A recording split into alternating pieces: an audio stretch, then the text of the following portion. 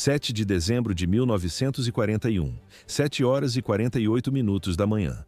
O céu sobre o Havaí escurece com 353 aeronaves japonesas. O ataque é cirúrgico. Em poucos minutos, 8 couraçados americanos são atingidos por bombas e torpedos. 2.400 pessoas morrem no porto. A frota do Pacífico está em chamas. Em Tóquio, o alto escalão militar comemora. O plano funcionou. Eles paralisaram a Marinha dos Estados Unidos e ganharam o tempo necessário para dominar a Ásia. Para o Japão, a vitória final parece garantida. Mas havia uma falha no cálculo. 3 porta-aviões americanos não estavam em Pearl Harbor naquela manhã. As embarcações Enterprise, Lexington e Saratoga estavam em mar aberto, operando em exercícios. Elas sobreviveram ao massacre. Enquanto isso, em Detroit, Pittsburgh e Seattle, o som das máquinas começa a ecoar. O Japão poderia vencer a guerra no Pacífico? À primeira vista, sim, o golpe foi devastador. Mas na prática, eles acabavam de despertar uma força industrial sem precedentes. As fábricas americanas passam a operar 24 horas por dia, 7 dias por semana. Mulheres, imigrantes e aposentados ocupam as linhas de montagem. O ritmo é frenético. Nos próximos 4 anos, essas fábricas produziriam mais aviões do que o Japão construiu em toda a sua história. O comando militar em Tóquio acredita ter vencido a batalha de abertura. Eles não têm ideia do que está por vir. Pense bem sobre isso. O ataque de 7 de dezembro foi o caminho para a vitória ou o momento exato em que o Japão selou o próprio destino? Guarde essa resposta. O cenário real é mais complexo do que parece. Na filmagem da época, nota-se, a fumaça preta dos navios cobre todo o horizonte de Oahu. Ouve-se o som constante das sirenes de emergência. A destruição é visível em cada quadro da crônica militar. Mas para entender o motivo desse ataque, é preciso olhar além das bombas. É necessário compreender a verdade sobre a economia e o poder por trás das decisões. A guerra não era apenas sobre estratégia, era sobre sobrevivência. Não havia mais caminho de volta. 80% do petróleo japonês vinha de navios americanos. Em 1941, esse fluxo parou. O Japão lutava na China há 4 anos. A guerra era um moedor de carne. Centenas de milhares de baixas se acumulavam e o conflito não tinha fim. Por que o combustível secou? O Japão ocupou a Indochina francesa em julho daquele ano. O governo americano reagiu. O presidente Franklin Roosevelt congelou todos os ativos japoneses nos Estados Unidos. Reino Unido e o governo holandês no exílio seguiram o mesmo caminho. O resultado foi o isolamento total, um embargo de petróleo absoluto. À primeira vista, uma potência militar. Mas na prática, uma máquina com prazo de validade. A Marinha Imperial Japonesa tinha reservas para apenas 18 meses de operações. O tempo corria contra Tóquio. Após esse período, os navios de guerra ficariam imobilizados, seriam apenas pedaços de ferro parados nos portos, totalmente inúteis. A escolha era seca. O Japão poderia se retirar da China e negociar com os americanos. Isso significava aceitar a humilhação pública. O governo militar entraria em colapso sob o peso do fracasso. A outra opção era dobrar a aposta. Eles precisavam dos campos de petróleo das Índias Orientais holandesas. Era a única forma de garantir os recursos para manter a guerra. Mas havia um obstáculo geográfico. No mapa, nota-se o perigo. As forças americanas nas Filipinas estavam posicionadas exatamente sobre as linhas de suprimento japonesas. Além disso, a frota do Pacífico dos Estados Unidos em Pearl Harbor era uma ameaça constante. Os americanos poderiam atacar os comboios de petróleo a qualquer momento. O Japão não podia tomar o sul sem antes paralisar o poder americano no Oceano Pacífico. O plano foi traçado, não havia margem para erro. A decisão final foi tomada. Eles escolheram o ataque. 1940. O almirante Isoroku Yamamoto, comandante da frota combinada do Japão, conhecia bem o adversário. Ele estudou em Harvard, trabalhou como adido naval em Washington. Yamamoto circulava pelas ruas americanas e entendia o que o Japão enfrentava. Ele foi direto ao falar com o primeiro-ministro Fumimaro Konoe. Yamamoto disse que, se recebesse ordens para lutar, garantiria resistência por 6 meses. Mas ele não tinha confiança nenhuma no que aconteceria se a guerra durasse 2 ou 3 anos. O almirante dominava a matemática do conflito. Os Estados Unidos tinham o dobro da população japonesa. A economia americana era de 5 a 7 vezes maior. Havia um fator decisivo: as usinas siderúrgicas. Elas produziam 13 vezes mais aço que todo o Japão somado. Na filmagem da época, as chaminés americanas nunca paravam de soltar fumaça. Por que o Japão arriscou? O alto escalão militar acreditava em uma janela de oportunidade. A teoria era simples: atingir a frota do Pacífico dos Estados Unidos com força total. O golpe deveria paralisar os americanos por 6 a 12 meses. Nesse intervalo, o Japão agiria rápido. O plano incluía invadir as Índias Orientais Holandesas, a Malásia, as Filipinas, a ilha Wake e Guam. Eles criariam um anel de defesa fortificado através do Oceano Pacífico. O objetivo era transformar cada ilha em uma fortaleza de concreto e artilharia. À primeira vista, um plano de expansão. Mas na prática, uma estratégia de exaustão. Quando os americanos finalmente contra-atacassem, encontrariam linhas de suprimento esgotadas, enfrentariam uma marinha japonesa veterana e decidida. O custo em sangue americano seria insuportável. Yamamoto calculava que a opinião pública nos Estados Unidos exigiria o fim das mortes. Os planejadores esperavam que americanos cansados da guerra aceitassem negociar. O Japão manteria suas conquistas territoriais. A guerra terminaria com termos favoráveis ao Império. Não era um plano para ocupar Washington ou conquistar o território americano.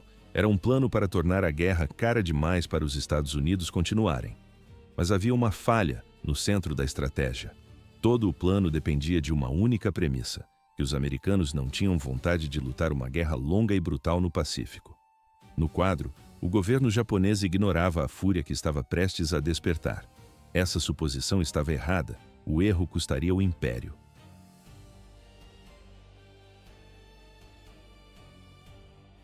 7 de dezembro de 1941, 6h20 da manhã no horário do Havaí. Esse foi o momento em que o destino do Pacífico mudou. 183 aeronaves japonesas decolam de 6 porta-aviões. Eles estão posicionados a 230 milhas ao norte de Oahu. No convés, o som dos motores é ensurdecedor. Os pilotos ajustam as coordenadas. O alvo, é claro, a frota americana. 7h48 da manhã. O ataque começa. Bombardeiros de torpedo e de mergulho surgem no horizonte. Eles mergulham sobre a linha de encouraçados. O som das sirenes de alerta mal começa antes das primeiras explosões. O USS Arizona é atingido em cheio. Uma bomba perfura o depósito de munição. Mais de 500 mil quilos de pólvora detonam em uma fração de segundo. No vídeo da época, vê-se uma coluna de fogo que sobe centenas de metros. 1.177 tripulantes morrem em minutos. Muitos nem sequer acordaram. O USS Oklahoma recebe 9 torpedos no casco. O navio vira completamente em águas rasas. Ouvem-se batidas metálicas vindo de dentro do casco. 429 homens estão presos no escuro. A água sobe. Não há como tirá-los de lá. Em apenas 2 horas, o cenário é de devastação total. 8 encouraçados estão afundados ou gravemente danificados. 188 aviões americanos viraram sucata no chão. 2.403 americanos morreram. Do lado japonês, as perdas são mínimas: 29 aviões, 5 mini-submarinos e 130 homens. Tóquio celebra, à primeira vista, uma vitória absoluta, mas na prática, um erro estratégico fatal. A frota de encouraçados dos Estados Unidos está paralisada. O Japão agora pode avançar para o sul sem oposição, mas há falhas graves no plano japonês. Onde estavam os alvos principais? Por que os porta-aviões americanos não foram destruídos? Parecia que seriam alvos fáceis, mas o destino decidiu o contrário. O Enterprise foi atrasado por uma tempestade no mar. O Lexington estava entregando aeronaves na ilha Midway. O Saratoga estava em San Diego para manutenção. Todos os 3 sobreviveram ao ataque. A força de ataque que o Japão mais temia continuava intacta. Mas isso era apenas o começo dos erros de Tóquio.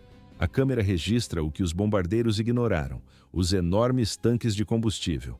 Milhões de galões de óleo estão estocados em Pearl Harbor, totalmente visíveis. Se tivessem sido destruídos, a frota americana teria que recuar para a Califórnia. Os japoneses não tocaram neles. As docas de reparo também ficaram intactas. São essas oficinas que vão levantar e reconstruir os navios afundados nos meses seguintes. Além disso, a base de submarinos saiu ilesa. Dali partiriam as embarcações que lançariam a campanha submarina mais devastadora da história. O Japão despertou um gigante, mas esqueceu de destruir suas ferramentas de vingança. Assim, começou a guerra no Pacífico. 7 de dezembro de 1941. O Japão afundou os navios, mas cometeu um erro estratégico. Eles deixaram intacta a infraestrutura de apoio, tanques de combustível, estaleiros e oficinas de reparo. O que deveria ser o fim da frota americana foi apenas um atraso. Porque o ataque falhou em seu objetivo maior. A resposta não estava no mar. Estava na mente dos americanos. Antes das bombas, a opinião pública nos Estados Unidos era dividida e hesitante sobre entrar no conflito. Após o ataque, a nação unificou-se em segundos, 8 de dezembro, o dia seguinte ao massacre. O presidente Franklin Roosevelt caminhou até o pódio do Congresso. Ele não pediu diplomacia. Ele exigiu uma declaração de guerra. O resultado da votação foi esmagador. No Senado, o placar marcou 82 votos a 0. Na Câmara dos Representantes, 388 contra 1. No registro oficial, nota-se um único nome dissidente, Jeannette Rankin, de Montana. Rankin foi a primeira mulher eleita para o Congresso na história americana. Ela já havia votado contra a entrada na Primeira Guerra Mundial. Ela seguiu sua consciência, mas ficou isolada. O governo não queria negociações. A América decidiu lutar. Mas isso era apenas o começo. Os líderes de Tóquio não entenderam a escala do problema. À primeira vista, o Japão tinha a vantagem técnica, mas na prática, a coragem não substitui a indústria. A questão não era se os militares japoneses eram qualificados. Eles eram. Os pilotos imperiais estavam entre os mais bem treinados do planeta. No quadro técnico, o caça Mitsubishi Zero era superior a qualquer aeronave que os americanos possuíssem em 1941. Onde estava o erro de cálculo? O Japão não conseguia superar a produção dos Estados Unidos. Guerras modernas não são decididas apenas por táticas de combate, elas são decididas por fábricas e chaminés. Os números reais mostram quem ganharia a guerra antes mesmo do primeiro tiro. O primeiro fator era o aço. Sem metal, não há tanques, navios ou aviões, e a balança industrial estava prestes a pender violentamente. Assim, a história mudou de curso. Aço. Essa era a base absoluta de toda a guerra moderna. Navios, tanques, aviões e munições dependiam desse metal. Sem aço não há combate. Em 1941, as usinas americanas entregavam 75 milhões de toneladas por ano. O Japão entregava apenas 7 milhões. A proporção era de 13 para 1. O que isso significa na prática? Em apenas um mês, os Estados Unidos produziam mais aço do que o Império Japonês em um ano inteiro. Petróleo. O combustível conta a mesma história, mas o cenário para o Japão era ainda pior. Os Estados Unidos retiravam do solo mais de 1 bilhão de barris de óleo todos os anos. Texas, Califórnia e Oklahoma. O fluxo de óleo era ininterrupto. O Japão não tinha quase nada. Eles dependiam totalmente de importações estrangeiras para mover suas máquinas. Por que o Japão não usou o óleo das colônias? À primeira vista, a invasão das Índias Orientais holandesas resolveria o problema.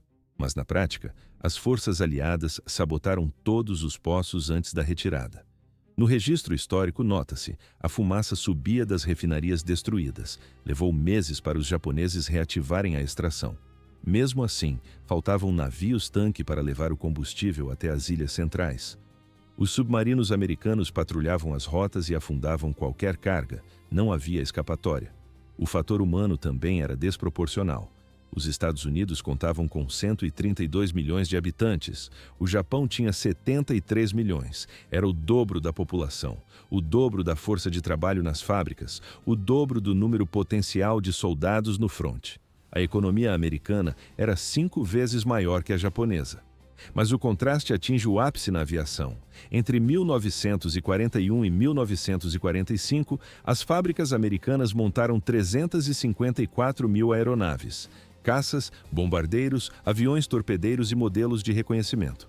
No quadro geral, uma linha de montagem infinita. No mesmo período, o Japão construiu 76 mil unidades. Os números não mentem. Em 1944, no auge da produção, os Estados Unidos fabricaram 96 mil aviões em um único ano. O Japão nunca conseguiu acompanhar esse ritmo. A logística decidiu o destino do conflito. Assim, a indústria venceu a guerra. 28 mil aeronaves. Esse foi o melhor ano da produção japonesa durante toda a guerra. Parece um número alto, mas na prática era um sinal de derrota iminente. Enquanto o Japão atingia seu pico, as fábricas dos Estados Unidos operavam em outra escala. Os americanos fabricavam aviões 3 vezes mais rápido, todos os anos, sem interrupções. Na construção naval, a diferença era ainda mais gritante. Entre 1941 e 1945, os Estados Unidos lançaram 147 porta-aviões ao mar. O número inclui navios de frota, porta-aviões leves e de escolta. 147 unidades, o Japão conseguiu entregar apenas 18. Observe os registros de 1943. O Japão tinha 3 porta-aviões em construção nos seus estaleiros. No mesmo momento, os Estados Unidos construíam 22 porta-aviões de frota da classe Essex de uma só vez. A disparidade não parava de crescer. Nos 3 anos seguintes à Batalha de Midway, o Japão finalizou 6 porta-aviões. Os Estados Unidos finalizaram 17. E os navios de guerra eram apenas uma parte do problema logístico. Havia também os navios de carga. Os americanos construíram 2.700 embarcações da classe Liberty durante o conflito. Eram cargueiros, transportes de tropas e navios de suprimentos. A média é impressionante, 3 navios novos a cada 2 dias. Esse ritmo foi mantido por 4 anos seguidos. O Japão não conseguia acompanhar. Não havia competição real. No quadro geral, era um desequilíbrio de proporções históricas. Porque o comando japonês insistiu no conflito, eles apostavam em uma única ideia. Os generais acreditavam que os americanos veriam o custo em vidas, ficariam cansados e desistiriam da luta. Essa lógica não era totalmente irracional, mas ignorava a capacidade industrial que estava sendo mobilizada do outro lado do oceano. Os eventos aceleraram. A estratégia de desgaste do Japão colidiu com a linha de montagem americana. Não havia margem para erro. E o erro japonês foi subestimar o aço. 1904. O Império Russo era um gigante, mais território, mais soldados e mais recursos que o Japão. Mas a realidade do campo de batalha foi diferente. Na Batalha de Tsushima, a frota russa do Báltico foi aniquilada. O czar Nicolau II aceitou a derrota. A guerra era cara e a população russa estava exausta. Por que o Japão acreditou que venceria os Estados Unidos? O comando japonês usou a lógica de 1905. Eles esperavam uma vitória rápida, seguida de um acordo de paz. Mas esse foi o erro de cálculo mais catastrófico da história moderna. Os Estados Unidos de 1941 não eram a Rússia czarista. A América era uma democracia, mas Pearl Harbor unificou o país instantaneamente. O ataque não foi registrado como uma simples derrota militar, foi registrado como uma traição. No quadro, diplomatas japoneses ainda negociavam em Washington enquanto as bombas caíam. O povo americano não queria termos de paz, eles queriam vingança. Para isso, os Estados Unidos tinham a maior base industrial do planeta. Fábricas de carros viraram linhas de montagem de tanques e aviões em semanas. Mas havia outro problema que o Japão ignorou. O cenário global era uma armadilha. A Alemanha de Hitler lutava contra a União Soviética no leste. Se os soviéticos caíssem, a Alemanha dominaria a Europa. Se a Alemanha perdesse, o Japão ficaria isolado contra o Império Britânico e os americanos. 4 dias após Pearl Harbor, a Alemanha declarou guerra aos Estados Unidos. De repente, Washington enfrentava o Japão, a Alemanha e a Itália ao mesmo tempo. À primeira vista, o país estava cercado. Mas na prática, a capacidade industrial americana era suficiente para esmagar todos. Estrategistas americanos definiram a prioridade: Alemanha primeiro. Eles decidiram derrotar o inimigo mais perigoso da Europa antes de focar totalmente no Pacífico. Mesmo lutando com apenas uma fração do seu poder total contra Tóquio, os Estados Unidos começaram a vencer. Ouve-se o som de prensas hidráulicas e motores navais. A produção americana superava a do Japão em 5-1. Não era apenas uma guerra de soldados, era uma guerra de fábricas. O Japão estava enfrentando um gigante que não aceitava o empate. Assim começou o fim do Império Japonês. 4 de junho de 1942. 6 meses após o ataque a Pearl Harbor, o Japão parecia imbatível. As Filipinas caíram, a Malásia caiu, Singapura e as Índias Orientais Holandesas também caíram.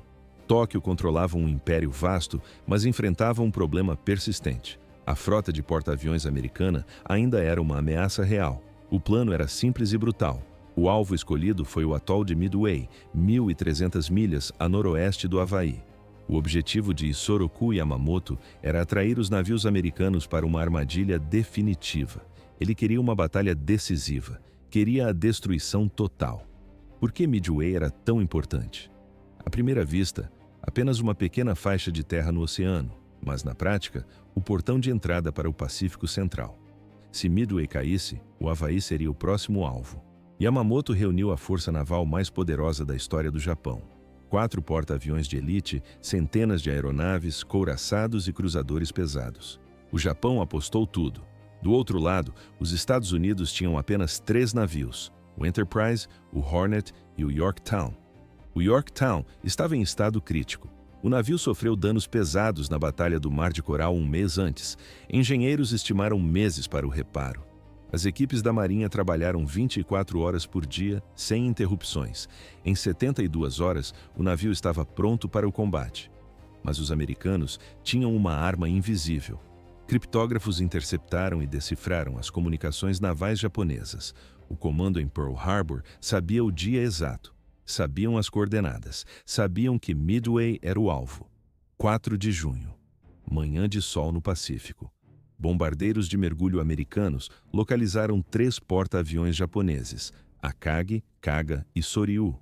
No vídeo da época, nota-se, os convéses estavam lotados de aviões sendo reabastecidos e armados com bombas de alto impacto. Em apenas 5 minutos, o cenário mudou. Bombas perfuraram os convéses e atingiram os reservatórios de combustível. Explosões em cadeia transformaram os gigantes de ferro em carcaças em chamas. Horas depois, o 4º porta-aviões, Hiryu, seguiu o mesmo destino no fundo do oceano. O saldo foi catastrófico para o Império. Em um único dia, o Japão perdeu 4 porta-aviões de frota, mais de 250 aviões foram destruídos, 3.000 homens morreram, entre eles 200 dos pilotos e tripulantes mais experientes de toda a Marinha Imperial. Os americanos perderam o Yorktown e um único contratorpedeiro. A derrota foi irreversível. Aqueles porta-aviões não eram apenas metal e armas, eles carregavam o núcleo veterano da aviação naval japonesa. Pilotos que treinaram durante anos, mecânicos que conheciam cada parafuso dos motores. Construir um navio leva 1 ano, treinar um piloto de elite leva 1 década. Não havia margem para erro. A partir daqui, a lacuna de produção industrial tornou-se um abismo. O Japão não conseguia mais repor suas perdas humanas, a guerra de exaustão havia começado, e o Japão já estava perdendo, assim terminou a hegemonia japonesa no Pacífico. 1941. Nessa data, um piloto naval japonês entrava em combate com uma média de 700 horas de voo. Os pilotos americanos tinham apenas 150 horas no início da guerra. Por que o Japão perdeu o controle dos céus? No papel, eles tinham aviões superiores e táticas mais agressivas, mas a realidade do desgaste ignorou o currículo dos veteranos. À primeira vista, uma elite imbatível, mas na prática, um sistema sem reservas. O Japão possuía os melhores aviadores do mundo, mas não conseguia substituir as perdas. Em meados de 1944, a situação inverteu drasticamente.